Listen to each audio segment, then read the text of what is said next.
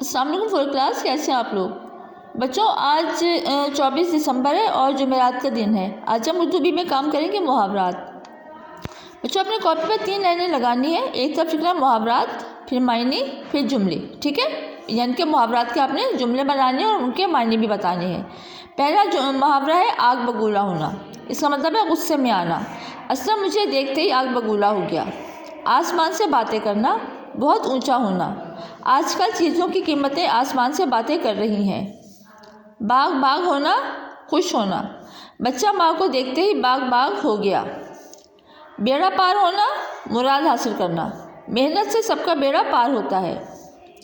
پھولے نہ سمانا، بہت خوش ہونا۔ ہیرا اپنا نام لے کر خوشی سے پھولی نہیں سما رہی تھی۔ پھول جھڑنا، خوش کلام ہونا۔ احمد بات کرتا ہے تو ایسا لگتا ہے جیسے منہ سے پھول جھڑ رہے ہوں۔ بچوں کا کام اپنے کاپی پر کرنا ہے اور اس کو اچھی طرح سے یاد بھی کرنا ہے۔